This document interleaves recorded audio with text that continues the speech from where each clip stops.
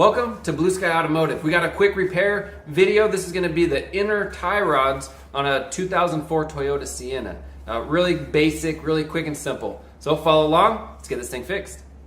So once the vehicle is jacked up on jack stand, I like to turn the wheel so it exposes this whole side. So you want to start out by taking this jam nut off of the outer tie rod. It's a 7/8.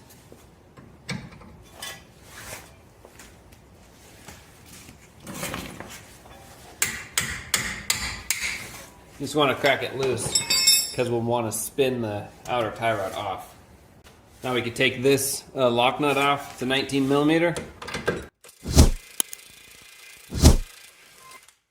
If your tie rod is spinning inside of its housing, the ball inside the socket, you could take a pry bar and just pry down on it, and that'll help wedge the ball joint or the tie rod into its little slot, preventing it from spinning.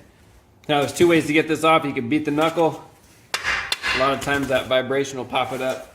Or you can use a pickle fork like this one and just slide it in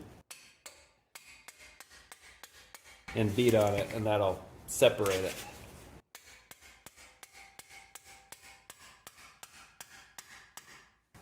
There we go. All right, so now we'll want to just back this outer one off all the way. If yours is having trouble coming off, you could put a wrench right here. Now, let me get the size for you.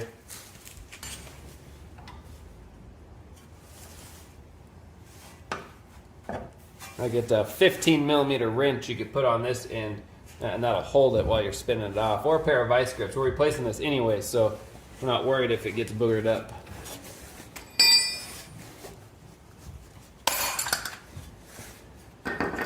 All right, next I want to take this bellows boot off. A lot of times there's a clamp on the other end if it's original. If it's been replaced before, then it's just zip tied. So the clamp, you could just take a pry bar. There's a little nub on the clamp. You just put the pry bar against the nub and give it a whack. And that'll separate that clamp, and then the boot should, there you go, just slide off. And this is the clamp. So that's the little nub right here that you put the pry bar up against and then just knock it and it separates. So now we take our inner tie rod tool. You can get these from the auto parts store. Rent them if you don't own one. And you want to find the size we're looking for. Okay, just wanted to be sure, but it's 1 3/8. Slide the little crow's foot in the tool, lock it. No, maybe not. This might have to go on first.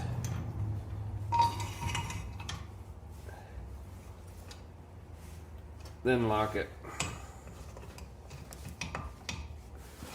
And then on this end of the tool, it's just a 1/2 inch drive breaker bar.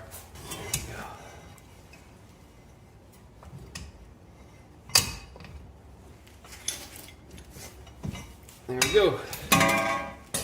It didn't take much. Let me show you. Now it should just spin off. And that's it. So that's how you remove the inner tie rod. Now our boot is pretty toast.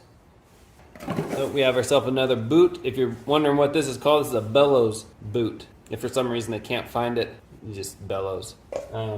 Or inner tie rod boot, I guess you could tell the auto parts store, hey, I need an inner tie rod boot. So on the rack side, there's a little notch. You get a new washer, you want these little tabs to line up in that notch. So that's important. Now we can take our new tie rod and thread it in.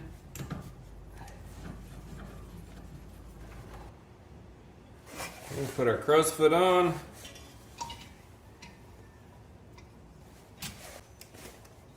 Now we can take this nut off so we can put our boot on. Now the new boot will fit over, and then we'll want to zip tie this end, and then there's that clamp for this end.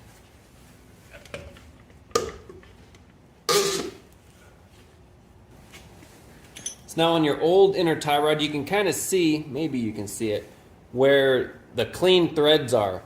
The clean threads are where the nut was, plus where the outer tie rod was on. So one thing you can do is, of course it'll need to be aligned anyway, but to get you in the ballpark, put your jam nut on and put it in as far as the clean threads go on your old one. That'll get you in the ballpark anyway, so when you're driving to the alignment shop, you're not crazy cockeyed, but it'll be close. All right, now we can put our outer tie rod, a new one, on. Now there is a right and a left. You can't really get them mixed up because they curve a certain way.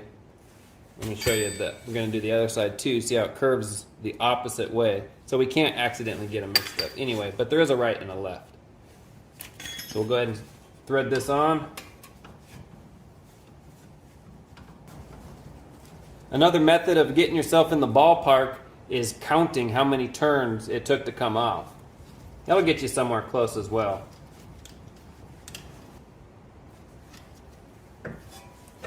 All right. Put our tie rod back in.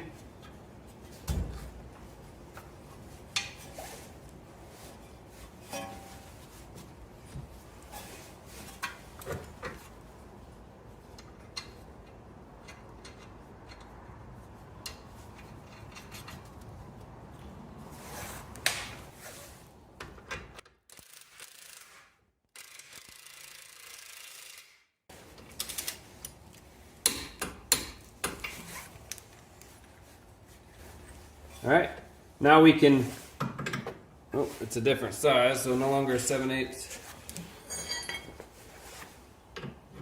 24, but that's on mine. Anyway, just snug it down. It doesn't have to be tight because we're gonna crack it loose at the alignment shop anyway. So that's it. I'm gonna put the zip tie on the inner part of the boot and the job's complete. Take it to the local alignment shop, get it aligned, and good to go. Well, there you go. That's how you can replace an inner tie rod on one of these Toyota vans. Pretty simple, pretty basic job. Know you can do it. So thanks for watching. Like, subscribe. See you on the next one.